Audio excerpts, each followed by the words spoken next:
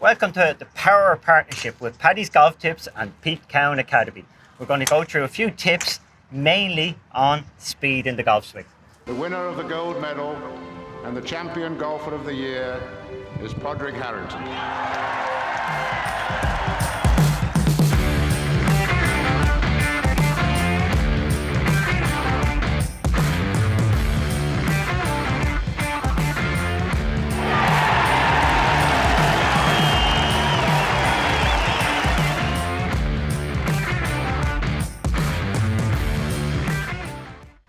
So what we're going to do today is talk about the positions that Padraig gets in the golf swing, purely and simply to help him to control, but also to apply speed to the shot. So we've talked many times about how the shoulders work in the golf swing, which give you the control, and then obviously we can transfer that control to a little bit of speed, and then obviously from there you can tell them what we've worked on over the time, speed-wise. It's important to me. So you could go and do long drive stuff, and I'm not saying that people shouldn't try some long drive stuff and see how that works, but I couldn't bring it to the golf course. So I had to figure out, well, I want to hit it further, I need speed, but we've got to do it within the parameters of a tournament golf swing.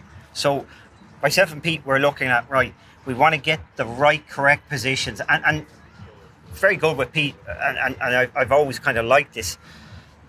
I think Pete is quite obsessed about strong positions in the body. You know, the spiral staircase Pete will talk about for years.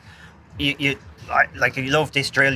I see you do recently, with the heavy bar, and you're taking a deadlift grip, because remember, when you're lifting the golf swing, again, we're talking, it's pressures on this side of your arm, here, in here. So this is packing in here. So if you rotate it this way, this is all out of position. So we want this. So Pete would always go, well, we want this position. So here and here, it would be no different than if you wanted your most powerful position in the gym, you'd do a deadlift this way. You wouldn't have both hands rotated on the top, big pull up. So again, we're looking at strong packed positions, which kind of nice for a player, because I want speed, but I also know I'm getting into a good position that I can hit the golf ball. And remember, I've got to hit a 7-iron as well as hit a driver as hard as I can. I don't have to hit the 7-iron, I have to hit that with control. So the two have to marry up. So there'd be no point in me flailing at it. No. It's got to have the control element. I can hit one from here. And hit a long shot. But give me 10 drives in the range and I'll get one of them down the middle. On the golf course, we've got to figure out, how do we get from this solid position and deliver as much speed as we can in that. It really has married up very nicely. Yeah, and we call this position that you work, the Chinese fighting sticks. Basically, you work from this position and you push down as you pull up into position, your right arm's in position. Then we get the delivery position correct there, which is what Padraig's talking about, and then we really turn the pressure on and the speed, and we finish nicely in balance. So, that's a very simple drill for everybody can do it, and they don't need to have, hundreds of balls to do that. You can do it anywhere you like, but it will help you to actually achieve better movement and better positions relative to your delivery. As Pete's talking about this, and I definitely think this is a big key for amateurs when it comes to speed. Pete, you can see, he says, right, we're in position here. Pete was talking elbow.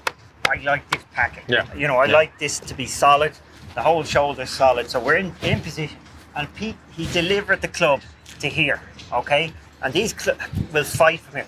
Most amateurs think you're delivering the club up here. You'll probably be too late. Too late. You'll probably end up drifting the shaft past impact. It's a great feeling. Get the club set in position here. And as stretch I up. said, from there, you can stretch under a bit and hit a fade, or you can let the club come up and hit your draw. So you can hit every shot you want from the same position. Correct but delivery. You've got to deliver the club a little earlier in position. So as you call it, the Chinese fighting stick, I just see that as your deadlift grip, right? You're getting a nice solid position and you deliver the club here. What we are finding in the golf swing is everything's got to be done earlier than you think. Everything. So if you were to look at it on a video, you probably, what you're seeing, you probably want to do 2 frames earlier, maybe 3 frames earlier. Well, everybody says the moment of impact is that, the be all and end all. It isn't. It's before that. Yeah. You've got to be correct here to be correct here. Everybody tries to be correct at impact, but they're too late. Yeah, most of the time. and amateurs, like, I'm tired of watching my amateurs. They're trying to hit it and they're spinning out way past it. There's no way they can get the club back. They're not getting into this position so the club can keep accelerating. Yeah, keep accelerating. So amateurs, if whatever you're trying to do in your downswing, do it early. Early. Give yourself the time to let that club release and pass your body. Okay, well, so we're going to start off probably just releasing early. Nice, solid swing. I'm not going to go for anything. A few warm-up practice swings. Just give yourself a good lesson. I tell you what, I need to talk myself. I need to talk a good lesson. That's nice. That's, Trackman, that was at least probably 180 miles an hour. Paddy's golf tips work. Yeah. I should use that tomorrow. I wasn't that straight today.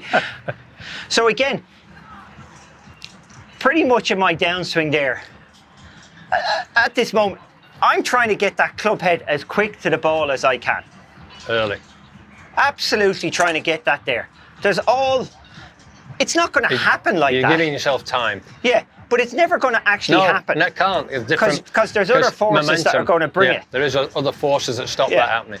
But I'm coming from a good, solid position. Again, we know that you go back to the basics, the spiral staircase. Everything has turned up in the backswing. Yeah. That's a big key.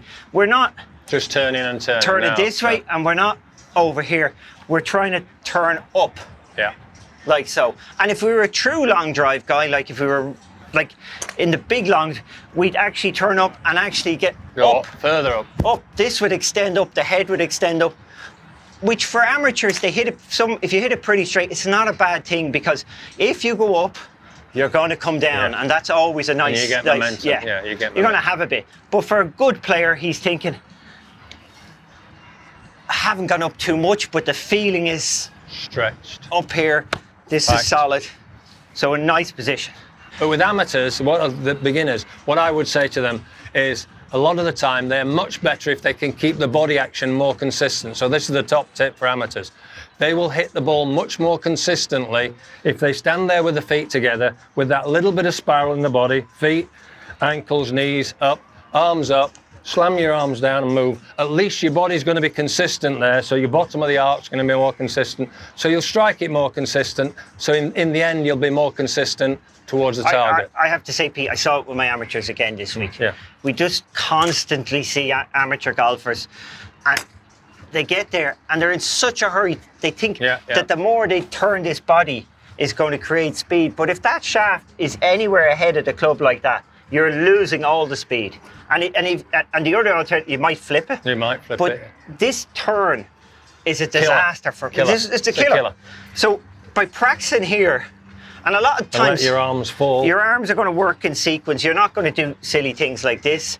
You're going to get nice motion going. Yeah. And like majority of an amateur's golf swing is going to be from here to here. Correct. Like it's left arm parallel to two arms parallel, sort of like this. Speed.